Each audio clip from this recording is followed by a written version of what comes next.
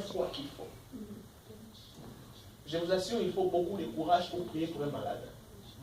Et puis s'il guérit pas. Il faut avoir beaucoup de courage pour croire que ce que tu as vu n'était pas une hallucination. Il faut avoir beaucoup de courage pour te tenir devant les gens et dire, je vois Dieu toucher 2 personnes. Et puis tu comptes 1, 2. 6 personnes sont touchées. Tu commences à dire, bon Seigneur, ô Père, par miséricorde, touche ne serait-ce qu'une personne. Il faut beaucoup de courage. Il faut beaucoup de courage pour te tenir devant un boiteux et lui dire, je n'ai ni or ni argent. Il faut beaucoup de courage pour cracher la salive, prendre quelqu'un d'autrui et le mettre sur ses yeux. Et puis si après avoir mis de la salive sur ses yeux, il ne guérit pas, sa famille va te tabasser sérieusement. De nos jours, les gens ne blaguent plus. On attend comme ça. Soit on célèbre Dieu, soit on te récupère, frappe. Pauvre frère. Il faut avoir beaucoup de courage. Et la foi, toi tu dois être derrière là-bas. Tu me fais rire trop. Et la foi est l'un de ces éléments-là qui provoque ce courage-là. C'est comme ça que nous sommes en train d'enseigner la parole de Dieu pour que la foi naisse dans quelqu'un. Amen. Osée chapitre 4, le verset 6. Mon peuple périt par... Et la Bible prouve encore là-bas que l'ignorance est l'une des raisons qui fait périr tout un peuple. Ça peut faire périr tout un peuple, ça peut donc faire périr tout un peuple. C'est comme ça que lorsque l'apôtre Paul commence à parler des dons spirituels, dès son introduction, il est clair là-dessus. Il dit, concernant le don spirituel, je refuse, frère, que vous soyez dans l'ignorance. L'ignorance d'un don est simplement un sabotage de ce don. Vous vivrez toute votre vie sans pour autant savoir que Dieu vous a donné quelque chose. Je suis en train de continuer à avancer. Proverbe 5, le verset 1 et 2. Je vais lire avec plus de Seigneur. Pourquoi suis-je en train d'enseigner ces choses? Pourquoi suis-je en train d'enseigner ces choses? Pourquoi suis-je en train de prendre le temps d'enseigner ces choses? Je commence à atterrir. Proverbe 5, le verset 1 et 2. Je vais lire avec la Bible des Semeurs. Ceci m'avait béni fortement. La parole t'attache à la réflexion et à la connaissance.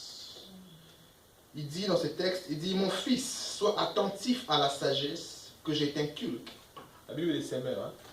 Il dit, je t'inculque la sagesse. Donc je t'ouvre les cerveaux, je prends la sagesse, je t'inculque. Il dit, prête l'oreille à mes paroles qui t'enseignent l'intelligence, pour que tu t'attaches à la réflexion et que tes lèvres gardent la connaissance. Pour que tu t'attaches à la réflexion et que tes lèvres gardent la connaissance. Vous voyez les types de choses auxquelles vous réfléchissez très souvent finissent par devenir les types de choses que vous manifesterez souvent. Vous voyez les jeunes David dont on a parlé ce soir. Lorsqu'il vient, il trouve tout le monde en train de reculer devant Goliath. Qu'est-ce que David faisait? Il pose la question de savoir qu'est-ce qu'on donnera à celui qui va renverser ce jeune. On lui dit ce qu'on devrait donner. Il tourne encore vers quelqu'un d'autre. Il dit, attends, moi déjà expliqué. Mais dites-moi encore, qu'est-ce qu'on donnera à celui qui va renverser cette incirconcision? Jusqu'en telle enceinte que son frère l'écoute. Il dit, je connais la malice de ton cœur. Tu es venu pour voir les combats. Non, il n'est pas venu pour voir les combats. C'est toi qui es en train de voir qui est-ce qui va combattre. Lui est venu pour combattre. Et on comprend l'intérêt de David par les types de questions qu'il pose. Il dit encore, qu'est-ce qu'on donnera à celui? La Bible déclare d'ailleurs, lorsque son frère commence à l'intimider et à le décourager, qu'est-ce qu'il fait? Il se tourne carrément vers quelqu'un d'autre. Et cette attitude-là me plaît énormément. Parce que David avait les pleins potentiels de battre d'abord son frère devant tout le monde pour avoir les visages d'aller combattre Goliath. Pour dire, bon, comme on ne croit pas que je vais combattre, je commence à voir avec toi. Comme ça, Saül va croire que je suis très fort. Mais il dit, non, non, non, non, nous sommes de la même famille. Si cela dépend de vous, soyez en paix avec tous. Je ne combats pas mon frère, je dois combattre un incirconcis. Il s'étourne et il continue à réfléchir sur les mêmes choses, à poser les mêmes questions. Qu'est-ce qu'on donnera à celui qui... Vous savez, les types de questions que vous vous posez quelquefois, on provoque une activation de la grâce qui est en vous. D'ailleurs, vous saurez que vous avez une grâce quand vous êtes intéressé à certaines choses. Vous vous sentez attiré vers ces choses. Mais peut-être que vous ne l'avez pas encore manifesté. Maintenant, vous commencez à vous poser, comment ils font? Comment ils font? Comment ça vient? Comment ça arrive? Comment ça se passe? Et les types de questionnements que vous vous posez là, ce sont des choses par lesquelles le Seigneur passera pour vous donner ce qu'on appelle le réma. Et par là arrive ce qu'on appelle une connaissance surnaturelle. Tu commences à opérer dans ces choses-là comme si quelqu'un t'avait enseigné, mais que personne n'était enseigné. Yeah. So, tu ne sauras pas comment voir parce que quelqu'un t'a donné les ABC de la voyance. Aussitôt que lorsqu'on parle de dons spirituels, l'apôtre Paul dit quelque chose de très fort. Il dit quoi? Aspirer aux dons les meilleurs. So, l'une des manières d'aspirer, c'est de se poser les questions. Comment ça arrive?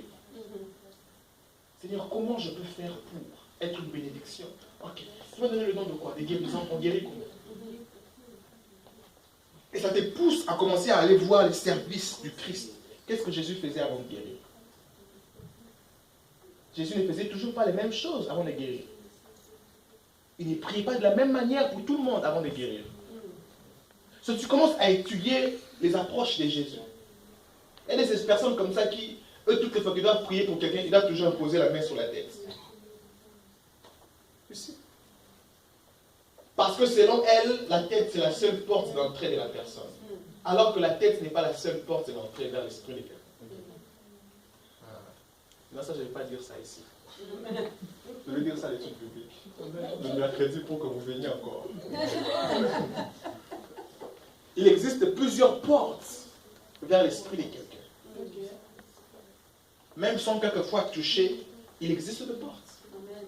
So, quelquefois, les types de questionnements que tu te poses, le Seigneur va commencer à t'ouvrir les yeux et à commencer quelquefois à voir certaines vérités qui se trouvent déjà dans les Écritures.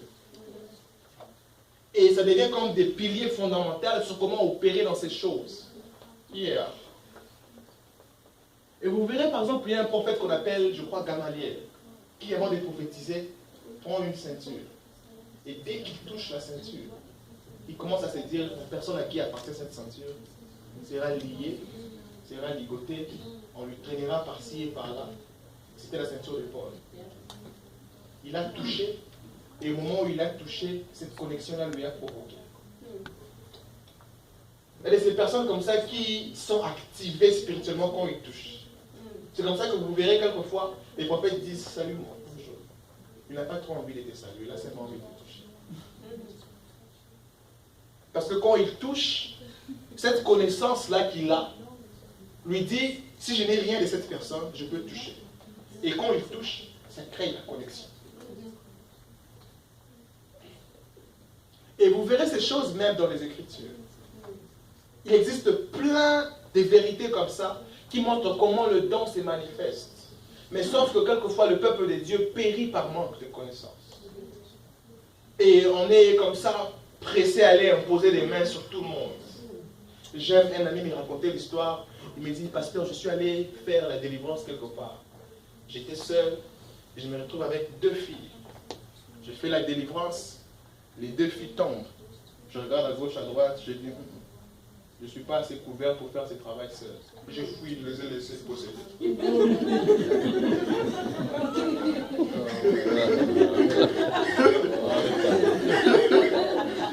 Et il avait raison. Ceux qui ont fait des esprits de délivrance, des délivrances savent que les femmes possédées peuvent être très attractives, très attirantes. Une femme d'abord a un corps qui libère beaucoup d'attraction. Et une femme possédée par les mauvais esprits peut libérer encore beaucoup plus de démons qui vont t'attirer. Si tu as toujours des ailes et pas la connaissance, après avoir délivré, c'est toi qu'on voudrait maintenant délivrer. Je les ai laissés, je fouille. Il a fouillé. Nous, on était un jour en train de délivrer une sœur. On faisait la délivrance d'une sœur. On prie pour la sœur tombe, elle meurt. Et on est à deux dans une chambre. Deux frères. La sœur pour laquelle on priait meurt. Elle meurt. Son cœur ne bat pas. Le sang ne passe pas dans le pulse. Elle meurt. Vous faites quoi? Vous appelez là, moi. Yeah. Elle meurt. Elle ne respire pas. Son cœur ne bat pas. Elle est morte. On se regarde d'abord, on dit, ouais, Dieu te dit quoi? Dieu me dit rien. Dieu te dit quoi? Dieu ne me dit rien. Ok, prions, que Dieu nous dise un peu quelque chose. On a prié, la sœur était morte. Là, c'était la prière pour nous. Au Seigneur. Tout à qui nous envoie faire ce travail. Regarde la session dans laquelle nous nous trouvons. La sœur ne respire pas, KO par terre. Et pendant qu'on priait, il y a une parole de connaissance qui monte dans mon cœur. C'est aussi à la fois une parole de sagesse. C'est une connaissance infinie de Dieu. Dieu dit, elle n'est pas morte. Elle a l'esprit des morts. Et c'est comme ça que se manifeste l'esprit des morts. Vous voyez les gens qui ont l'esprit des serpents ont tendance à... Comme les serpents, n'est-ce pas? Yeah. Et les personnes, quelquefois, qui manifestent l'esprit des morts, meurent. Et dès lors que cette révélation est venue, toi, esprit des morts, sors! Quelques secondes après, je sors. Elle est sortie. Amen. Sœur, levez-vous. Partez s'il vous plaît. Dieu vous a guéri. Nous n'avons pas de problème ici. Et depuis ce jour-là, j'ai appris à ne plus jamais faire une délivrance d'une sœur sans qu'il y ait une autre sœur dans ça. So, beaucoup des ailes va quelquefois te mettre dans des circonstances très sales. Beaucoup des ailes spirituelles sans connaissance. J'ai envie d'ouvrir mon cœur et d'enseigner des vérités qui se cachent dans le ministère avec le don spirituel, mais on n'a pas assez de temps. J'étais en train de dire qu'il serait impossible de parler des dons spirituels en un culte, en un service. Il y a beaucoup. Pour ça, je vais m'arrêter ce soir. Quelqu'un était béni. Je vois les regards de certaines personnes me dire, Pasteur, we want more. C'est bien.